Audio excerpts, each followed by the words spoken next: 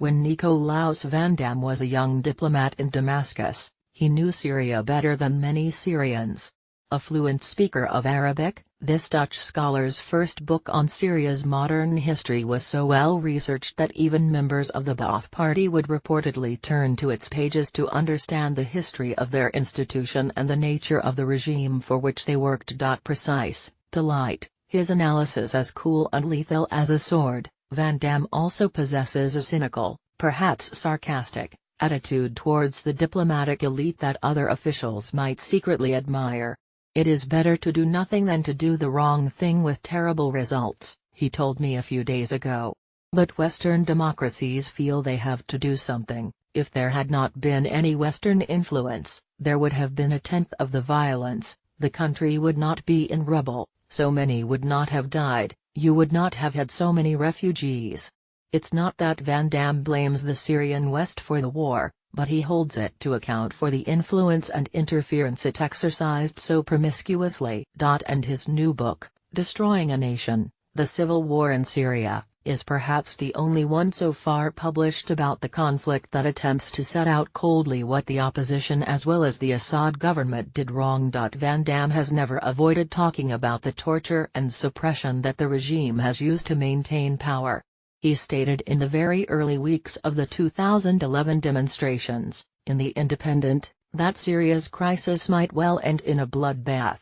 He acknowledges the cruelty and stupidity with which the Syrian security apparatus turned to guns and humiliation and torture to suppress a largely peaceful mass protest movement inspired, or seduced, by the Arab revolutions in Tunisia, Egypt, and Libya. But he also notes how early the peaceful opposition turned to violence once the crisis began.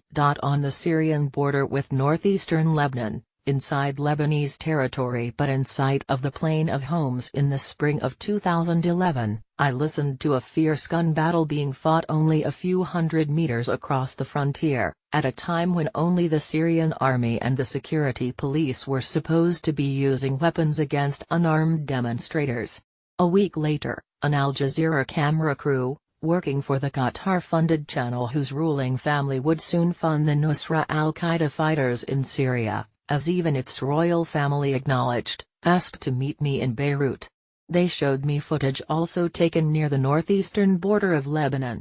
Their tape clearly showed armed men shooting at Syrian troops. Al Jazeera, adhering to the soldiers shoot down unarmed demonstrators story, had refused to air their film. They had resigned. Later, Syrian state television itself showed, all too real, film of armed men among the crowds of protesters in Deraa. Van Dam dismisses reports that these men were government provocateurs.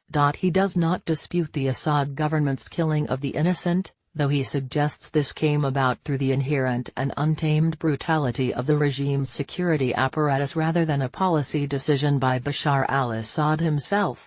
Faisal Maqdad, the deputy foreign minister whom Assad sent to Deraa, the minister's hometown, after the torture of children and killing of demonstrators, admitted to me that bad mistakes had been made there. But such discoveries were useless. Within months, the public's demand for reforms had turned into an uprising determined to overthrow a regime that then resorted to all-out war against its enemies. Early reports of a massacre of Syrian troops by armed men at Jisr al-Shagar, dismissed by government opponents as the killing of army deserters by the regime, were, Van Dam concludes, true. The soldiers were murdered by those whom we would soon call rebels. Exactly when, and, more important, why, peaceful protest turned to armed uprising and then, inevitably, to an Islamist insurgency against the supposedly secular rule of the regime is one of the most important historical questions about Syria's war. And it remains largely unanswered. There are clues enough. Van Dam is scalpel-sharp in his condemnation of Western policies, which breathed fire into the bosom of the opposition. The American and French diplomats who traveled to Homs to join the demonstrators immediately lost their neutrality, he says, and then left them to the mercy of their enemies. Van Dam praises the work of my colleague Patrick Coburn, who has often pointed out how those two ambassadors told the protesters not to negotiate with the Assad regime on the basis that it would soon collapse. But the West closed its embassies, abandoning its new opposition friends. Had they remained in Damascus, the ambassadors might have been a kind of last contact through whom attempts might have been made to influence the regime, Van Dam says.